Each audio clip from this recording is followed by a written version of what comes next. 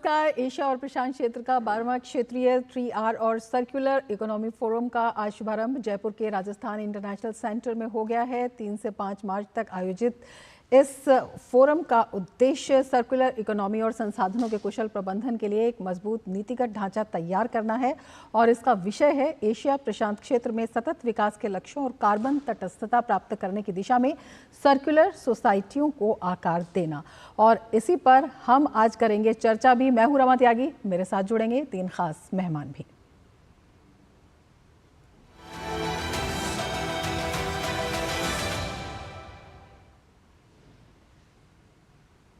तो इस 3 दिवसीय सम्मेलन के बारे में हम आपको बता दें, 500 से अधिक अंतर्राष्ट्रीय और घरेलू प्रतिभागियों के जो हिस्सा लेने की इसमें बात कही जा रही है। 38 आमंत्रित सदस्य देशों, भारत सरकार के 15 मंत्रालयों, लगभग सभी राज्य और केंद्र शासित प्रदेश और 40 से अधिक स्टार्टअप इसमें शामिल हो रहे हैं। 120 वक्ताओं की भागीदारी के साथ ये फोरम नीति चर्चा, सहयोग और ज्ञान के आदान प्रदान के लिए एक मंच के रूप में है। फोरम में पूर्ण सत्र, देश विशिष्ट चर्चाएं, थीम आधारित गोलमेज सम्मेलन और उसके साथ ही जानकारी के आदान प्रदान और नेटवर्किंग के अवसर भी इसमें शामिल होंगे। इस दौरान इंडिया पवेलियन में 3R और सर्कुलर इकोनॉमी डोमेन में भारत के उल्लेखनीय पहलों और उपलब्धियों को प्रदर्शित किया जाएगा, जिनमें अहम है भारत भर के गैर सरकारी संगठनों और स्वयं सहायता समूहों द्वारा कचरे से संपत्ति बनाने की पहल।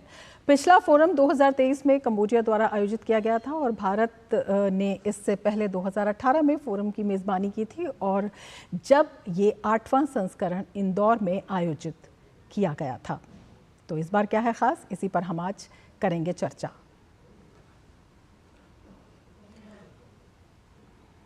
केंद्रीय आवास और शहरी मामलों के मंत्री मनोहर लाल खट्टर ने जयपुर में 12वें क्षेत्रीय 3R और सर्कुलर इकोनॉमी फोरम का उद्घाटन किया। इस दौरान राजस्थान के मुख्यमंत्री भजन लाल शर्मा भी उपस्थित रहे। केंद्रीय मंत्री ने पीएम नरेंद्र मोदी का संदेश साझा करते हुए कहा कि भारत नॉलेज शेयरिंग और नेटवर्किंग को मजबूत करने की राह पर अग्रसर है।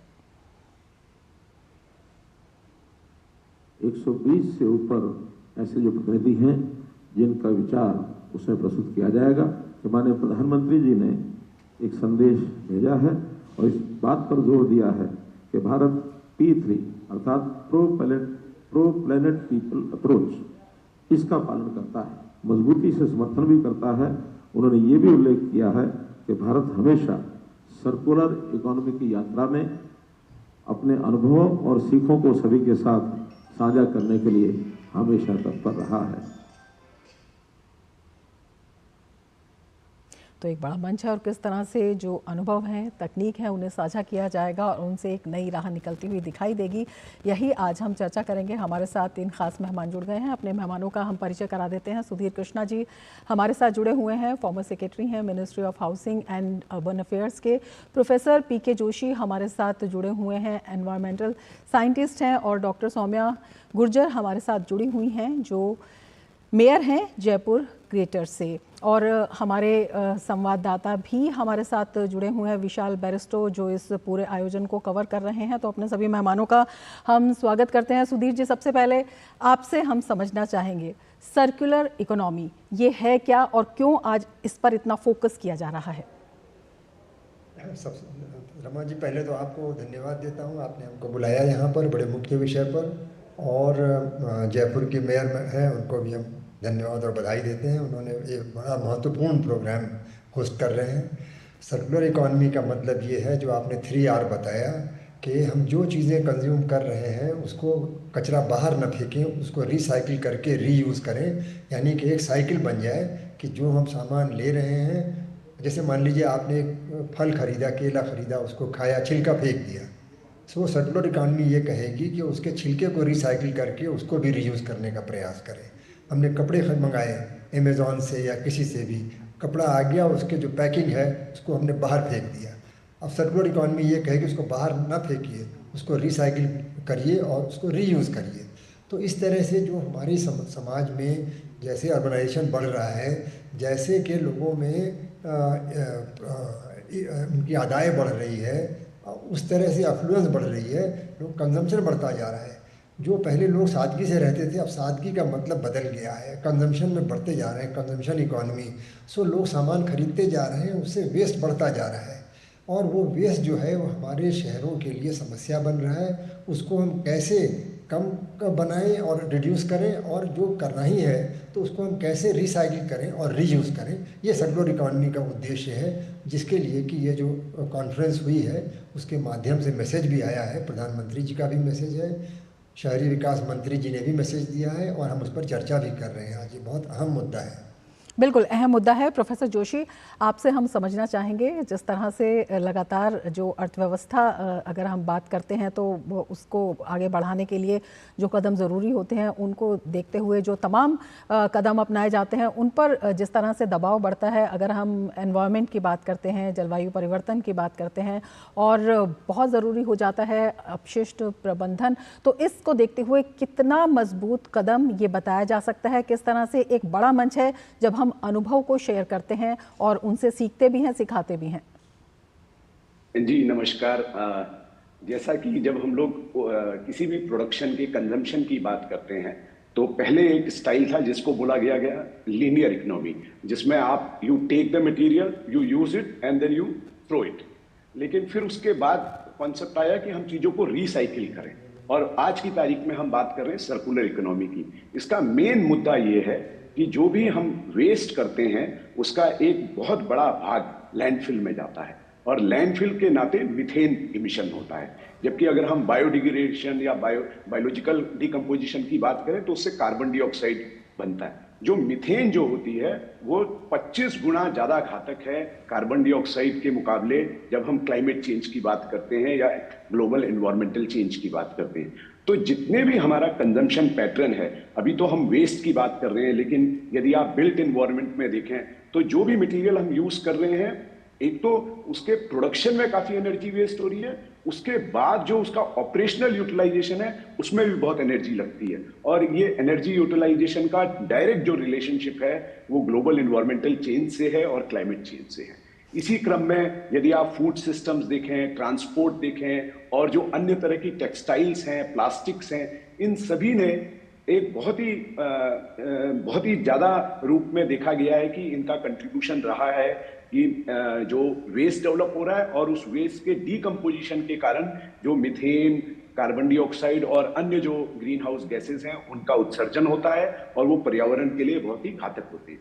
तो और आज संपूर्ण विश्व जो है वो क्लाइमेट चेंज के लिए चर्चा करता है, उसके लिए चिंतित है, और भारत इसमें एक बहुत ही विशेष भूमिका निभा रहा है, चाहे वो कॉप की बात हो और चाहे ये 3R जो कॉन्फ्रेंस जो हो रही है, जो एशिया पैसिफिक रीजन्स के लिए जो इस बार गुलाबी शहर में जिसमें चर्चा कर रहे हैं। तो हमेशा अग्रिम रहा है भारतीय प्रधानमंत्री बोलिए या आप बोलिए कि हमारे जो पर्यावरण मंत्रालय जो है वो हमेशा कुछ मजबूत कदमों के साथ आगे आया है, और आज भी उसी बिंदुओं पर चर्चा हुई है, और उन्हीं बिंदुओं पर कुछ नए प्लान्स करने का घोषणा भी हुई। बिल्कुल। विशाल बैरिस्टो हमारे साथ जुड़े हुए हैं। विशाल, अगर इस बार के आयोजन को देखते हैं 12वें संस्करण को, तो सतत विकास अगर इंडो पैसिफिक की बात करते हैं, और दूसरा जो पर्यावरण की स्थिरता और पर्यावरण को संभालने को लेकर जो कदम है उन पर, ये दो चीज़ें हैं जो मेन फोकस में है। 80 के करीब सत्र इसमें आयोजित किए जा रहे हैं, क्या कुछ विशेष आकर्षण रहने वाले हैं?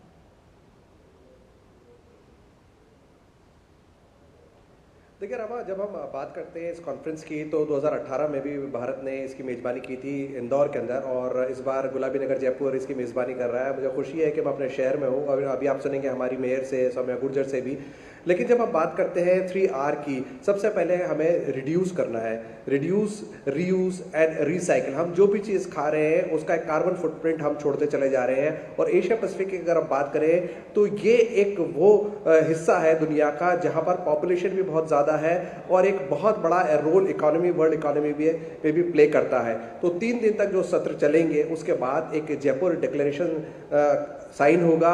हालांकि ये नॉन पॉलिटिकल और नॉन बाइंडिंग है, लेकिन ये 10 साल, आने वाले 10 सालों के लिए एक रोड मैप तैयार करेगा कि एक सस्टेनेबल अर्बन डेवलपमेंट किस तरह का होगा, उस पर एक अग्रीमेंट साइन होगा। और ये 3 दिन की चर्चा में ये निकल कर आएगा कि कैसे हम अपना कार्बन फुटप्रिंट को कम कर सकते हैं। और भारत, जो कि प्रधानमंत्री नरेंद्र मोदी के नेतृत्व में ये बात कह चुका है, प्राइम मिनिस्टर ऑलवेज वॉक्स हिज टॉक, पेरिस एग्रीमेंट हमने साइन किया कि किस तरह से हम पहले 2030 तक और फिर 2070 तक हम अपना कार्बन फुटप्रिंट जो है वो ज़ीरो करने की दिशा में हम तेज़ी से आगे बढ़ रहे हैं। तो उस सब को लेकर ये जो कॉन्फ्रेंस है 3 दिन की अंतर्राष्ट्रीय कॉन्फ्रेंस, ये बहुत इंपॉर्टेंट है। बिल्कुल, बहुत इम्पॉर्टेंट है और इसी इम्पोर्टेंस पर आगे भी हम चर्चा करेंगे, लेकिन उससे पहले हम बता देते हैं कि उससे पहले हम ब्रेक ले लेते हैं और उसके बाद बताएंगे क्या कुछ कहा राजस्थान के मुख्यमंत्री ने। बने रहिए डीडी न्यूज़ के साथ।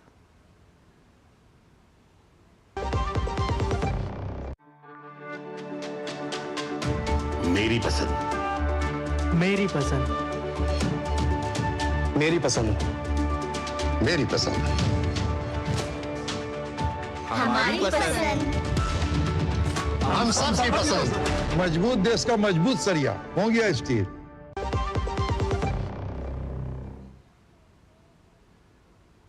ब्रेक के बाद फिर से आपका स्वागत है हमारे इस खास कार्यक्रम में और अब आपको बताते हैं कि क्या कुछ कहा राजस्थान के मुख्यमंत्री भजन लाल शर्मा ने इस फोरम को संबोधित करते हुए, जब उन्होंने ये कहा कि कचरा प्रसंस्करण के बजट में इजाफा किया गया है और साथ ही सरकार निजी क्षेत्र और शैक्षणिक संस्थाओं के सहयोग को भी बढ़ावा देगी ताकि सर्कुलर इकोनॉमी को राज्य में बढ़ावा दिया जा सके।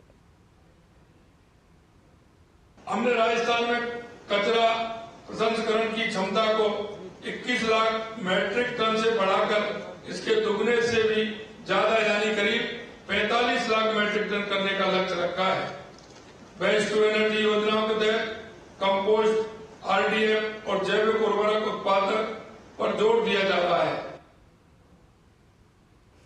और हमारे साथ हमारे खास मेहमान इस वक्त जुड़े हुए हैं। सुधीर कृष्णा जी, आपके पास आना चाहेंगे, आपसे समझना चाहेंगे 2009 में इस फोरम की शुरुआत हुई थी और लगातार जो है इसमें जिस तरह से ये आयोजन हो रहे हैं अलग अलग देशों में होते हैं, भारत में पहले भी ये आयोजन हो चुका है। इसका जो उद्देश्य है वो किन मायनों में आपको लगता है कि लगातार पूरा होता जा रहा है और किन मायनों में ये जो भारत का बढ़ता प्रभाव है पूरे, अगर एशिया पैसिफिक या इंडो पैसिफिक क्षेत्र की बात करते हैं, उसको भी दिखाता है, भारत का जो एक अग्रणी स्वरूप है वो सामने आ रहा है?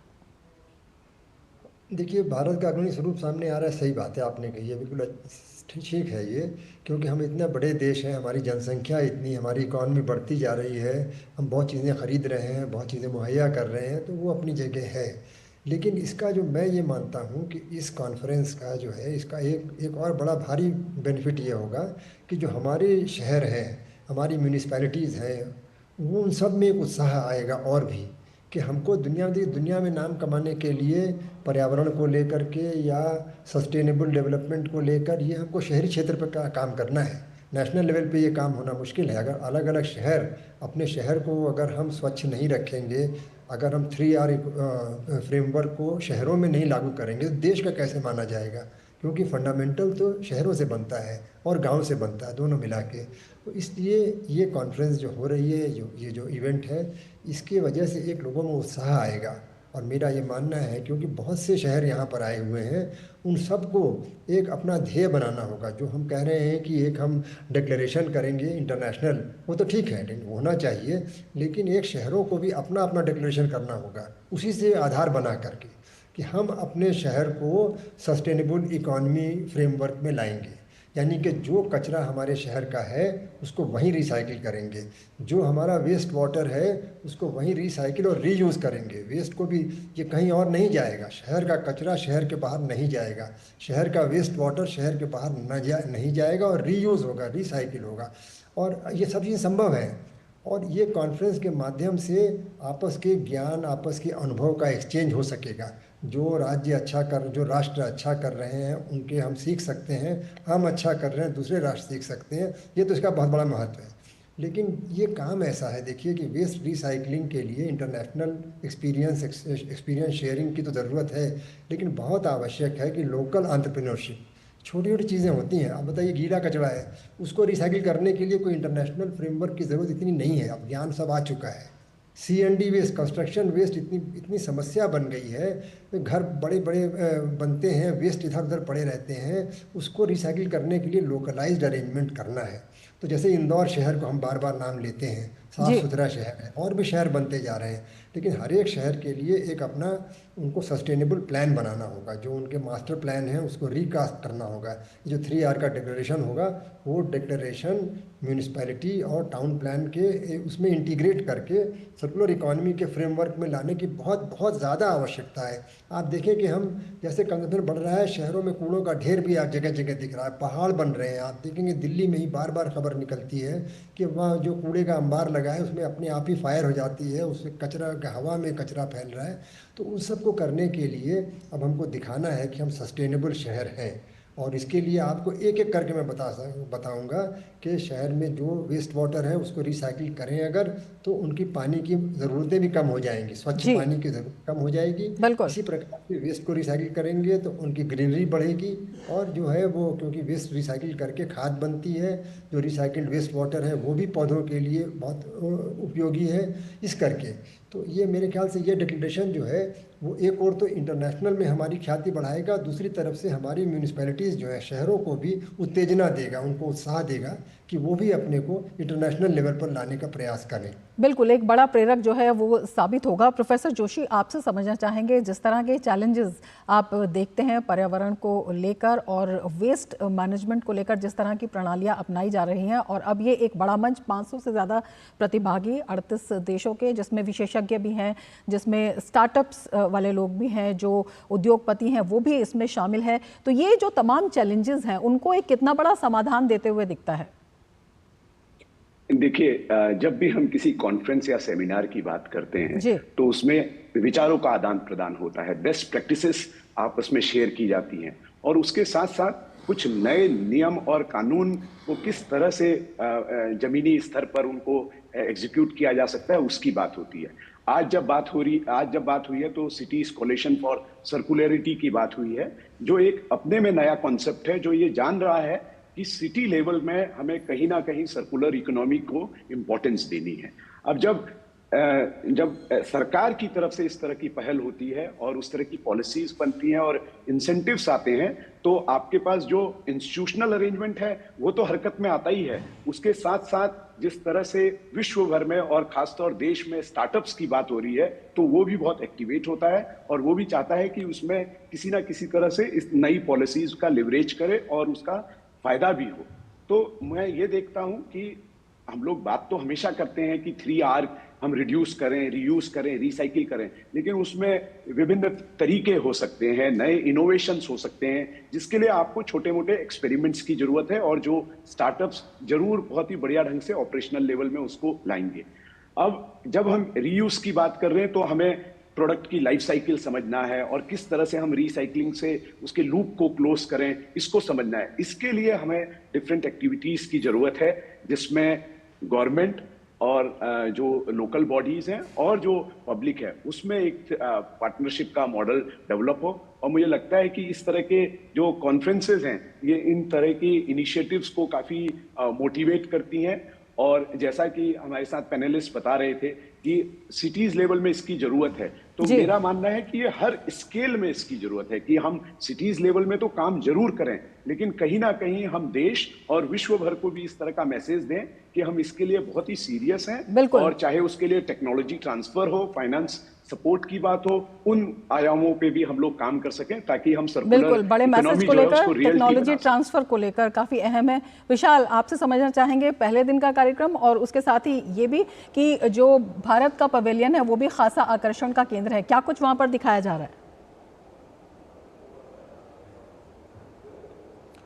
देखिए रमा, इससे पहले कि मैं आपका जवाब दूं आपके सवाल का इंडियन पवेलियन के बारे में, मैं थोड़ी सी बात को आगे बढ़ाना चाहूँगा। अभी हमारे एक्सपर्ट्स बात कर रहे थे कि सिटीज़ को अपने लेवल पे मैनेज करना होगा वेस्ट को, तो मैं ये बता दूं कि यहाँ पर आज केंद्रीय मंत्री ने सिटीज़ 2.0 अग्रीमेंट का उद्घाटन भी किया, और हमारे 14 राज्यों में से 18 शहर सिलेक्ट हुए। उन्होंने करीब 1000 करोड़ का अग्रीमेंट साइन किया है, और फ्रांस की डेवलपमेंट एजेंसी और यूरोपियन यूनियन दोनों इसमें सपोर्ट के लिए आगे आए हैं। अगर हम यूरोपियन यूनियन की बात करते हैं तो हम जानते हैं कि यूरोपियन यूनियन किस तेज़ी से भारत की तरफ बढ़ रहा है, और यूरोपियन यूनियन की प्रेसिडेंट जो है वो भारत यात्रा पर है, और और यूरोपियन यूनियन और भारत दोनों मिलके दुनिया का 25% जो है वो हिस्सा है। तो ये एक बहुत बड़ा ब्लॉक होगा। और जब हम बात करते हैं ई वेस्ट की, माफ़ कीजिएगा, वेस्ट मैनेजमेंट की, तो ये जो 18 सिटीज़ की मैंने बात की, सिटीज़ 2.0, इसमें किस तरह से वेस्ट मैनेजमेंट पर काम किया जा सकता है, किस तरह से वेस्ट को मैनेज किया जा सकता है, उसके लिए 1000 करोड़ का ये एग्रीमेंट हुआ है। अब मैं बात करूंगा इंडिया पवेलियन की। इंडिया पवेलियन में तमाम वो चीज़ें हैं जो make in India, make for the world है, किस तरह से भारत दुनिया के लिए चीज़ें बना रहा है। और जब हम बात कर रहे हैं वेस्ट मैनेजमेंट की, कैसे वेस्ट टू वेल्थ हम क्रिएट कर रहे हैं, वो तमाम चीज़ें यहाँ पर दर्शाई गई हैं, खासतौर से इंडिया पवेलियन में। बिल्कुल, वेस्ट टू वेल्थ पर प्रधानमंत्री भी लगातार जोर देते रहे हैं। क्या कुछ जो विश्व के लिए संदेश है वो भी हम बताएंगे, लेकिन उससे पहले हम बता देते हैं कि सम्मेलन में शामिल होने पहुंचे विदेशी प्रतिनिधियों का इसमें क्या कहना है। In the decarbonization of its economy, we can see with the investment in renewable energy. When we talk about sustainable urbanization and integrated solid waste management, it's also part of this fight against climate change and greenhouse gases emission, and also to have also a cleaner India.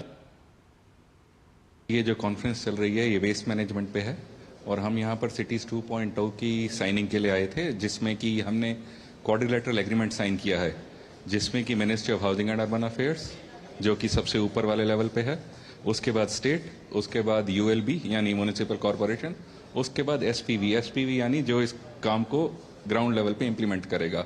इन चारों को लेकर चलना है, तब जाके काम होगा। हर एक सिटी ने 4 या 5 सब प्रपोजल दिए हैं, वो सब प्रपोजल अभी मैच्योर हो रहे हैं, इसीलिए ये जो टाइम है ये मैच्योरेशन फेज का है। जून के एंड तक ये मैच्योरेशन फेज एंड हो जाना चाहिए, तब हमारे पास डीपीआर आ जाएंगी और शहरों को क्लियर हो जाएगा कि ग्राउंड पे कैसे इम्प्लीमेंट करना है। और हम अपनी तरफ से मॉनिटरिंग कैसे करते हैं, जो AFT है या KFW है, हर 6 महीने बाद कुछ सिटीज़ को पकड़ते हैं, डिफाइन करते हैं कि यहाँ पर जाना है और देखना है कि ग्राउंड पे क्या इम्प्लीमेंट हो रहा है। Cities 2.0 is a program pan-India whereby we're trying to support innovation for solid waste management and circular economy in 18 cities. And in addition to that, to support climate-centric activities for 21 states across India. The idea is to really complement what has been already done by the government of India through the big missions like Swachh Bharat missions, but bring innovation and bring partnership between the cities. तो innovation की बात हो रही है, partnership की बात हो रही है और भारत की ओर जो विश्व है वो बड़ी उम्मीद भरी निगाहों से भी देख रहा है। हमारे साथ हमारे ख़ास मेहमान जुड़े हुए हैं। सुधीर कृष्ण जी, आपसे समझना चाहेंगे, जिस तरह से हमने देखा कि जो मेहमान वहाँ पर आए हुए हैं और जिस तरह से उन्होंने बेहद उम्मीद जताई है, और हम पहले भी जिक्र कर रहे थे कि प्रधानमंत्री नरेंद्र मोदी लगातार वेस्ट टू वेल्थ पर जोर देते आए हैं। अब जो है ये विश्व को एक कितना बड़ा संदेश भारत की तरफ से जा रहा है? ये जो वेस्ट टू वेल्थ है ये बहुत ही अहम मुद्दा है। वो इसलिए कि अगर वेस्ट को हम वेल्थ में नहीं कन्वर्ट करेंगे तो सरकार कितना पैसा खर्च करती जाएगी वेस्ट मैनेजमेंट में, और जबकि वेस्ट में पैसे हैं अपने में। अब आप देखिए कि इस समय जो ई वेस्ट की कंपनी, एक का नाम मैं ले रहा हूँ और आगे बहुत सी कंपनी ऐसी होती जा रही हैं, वो मार्केट में पब्लिक शेयर अपने ला रही हैं और उनकी शेयर वैल्यू बढ़ती जा रही है, उनकी प्रॉफिटेबिलिटी बढ़ रही है, क्योंकि वो साइंटिफिक ढंग से वो वेस्ट को प्रोसेस कर रहे हैं। तो अब तक हम क्या कर रहे थे कि मिक्स वेस्ट को ले जाके कूड़े में जमा कर रहे थे और कहीं कहीं पर उसको हम एनर्जी में कन्वर्ट कर रहे थे, जिससे पोल्यूशन का भी एक समस्या बढ़ती है। अगर उसको सेग्रीगेट करें तो जो प्लास्टिक है उसका रिसाइकलिंग संभव है और प्रॉफिटेबल रिसाइकलिंग संभव है। कहीं कहीं पर हमको थोड़ा सपोर्ट करना पड़ेगा, थोड़ा। अब तक तो पूरा सपोर्ट कर रहे हैं 100%, 100 का बजाय 10-20% भी अगर सरकार देगी वो वायबल हो जाएगा, और कहीं कहीं पर नहीं भी देना पड़ेगा। रिसाइकिल्ड पानी जो है, जो सीवेज का पानी निकल रहा है, वो रिसाइकिल होके कंस्ट्रक्शन में काम आएगा, इंडस्ट्री में जो है कूलिंग टावर्स में काम आएगा, एग्रीकल्चर हॉर्टिकल्चर में प्रॉफिटेबली काम आएगा। यानी कि बिल्कुल जो संसाधन है उनका ज़्यादा से ज़्यादा उपयोग हो सके, और ये पद्धति भारत में परंपरागत पद्धति के रूप में भी काम में आती रही है अगर हम अपने पूर्वजों की जीवन शैली को देखते हैं। प्रोफेसर जोशी, आपसे समझना चाहेंगे, अगर हम एशिया पैसिफिक क्षेत्र की बात करते हैं तो विश्व का 75% वस्तुओं का जो आयात निर्यात है, जो व्यापार है, वो इसी मार्ग से होकर जाता है। तो इस पूरे क्षेत्र की कितनी महत्वपूर्ण भूमिका इस दिशा में हो जाती है जब हम सतत विकास की बात करते हैं या पर्यावरणीय संतुलन की बात करते हैं?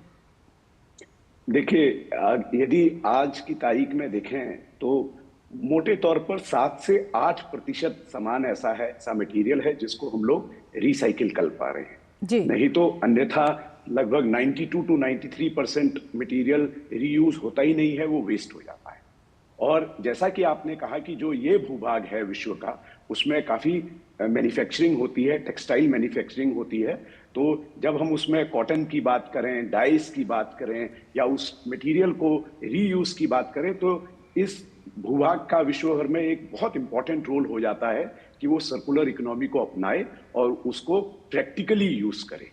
यदि हम लोग इसको कर पाए तो हम लोग एक अच्छा उदाहरण भी दे पाएंगे, जिससे हम ये आंकड़े दे पाएंगे कि किस तरह से ये एनवायरमेंट प्रोटेक्शन। और इससे प्रोफेसर जोशी ये भी समझना चाहेंगे कि जब इतनी बड़ी संख्या में तकनीक का आदान प्रदान होगा तो नए स्टार्टअप्स के लिए भी नया रास्ता खुलेगा। मतलब वेस्ट टू वेल्थ तो होगी ही, इसके साथ ही रोजगार के नए मौके भी मिलेंगे।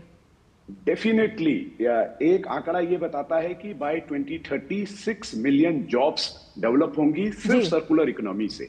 और जो मटेरियल का आप रीयूज करेंगे उसमें जो दूसरी तरह की जो तकनीक इस्तेमाल होंगी उसमें भी आप इनोवेशंस करने की काफी उसमें आपको एक वॉल्यूम मिलेगा वर्क करने का। और इसका जो बेनिफिट जो है, खासतौर से जब हम ई वेस्ट की बात करते हैं तो बहुत सारा मटेरियल ऐसा है जो ई वेस्ट से बहुत इकोनॉमिकली आप यूज कर सकते हैं। जैसे कॉपर को यदि हम माइनिंग से निकालें और ई वेस्ट से निकालें तो कॉस्ट वाइज हम ये पाते हैं कि ई वेस्ट से उसको ज्यादा इफेक्टिवली निकाला जा सकता है, लेकिन उसके लिए आपको एक योग्य मैन पावर चाहिए होगी, उसके लिए आपको एक बहुत बढ़िया प्रोटोकॉल कॉन्सेप्ट चाहिए होंगे। तो ये इकोनॉमी में भी एक अलग तरह का बूम ला सकता है। बिल्कुल चौतरफा विकास, यूज करें। बिल्कुल चौतरफा विकास का संदेश देता हुआ और भारत की इसमें महत्वपूर्ण भूमिका को दिखाता हुआ ये पूरा आयोजन है। बहुत शुक्रिया सुधीर कृष्णा जी आपका, प्रोफेसर जोशी आपका और विशाल बरिस्टो आपका वहां से हमसे जुड़ने के लिए और इतनी महत्वपूर्ण जानकारी हमसे साझा करने के लिए। इसके साथ ही चर्चा में फिलहाल इतना ही, दीजिए इजाजत, नमस्कार।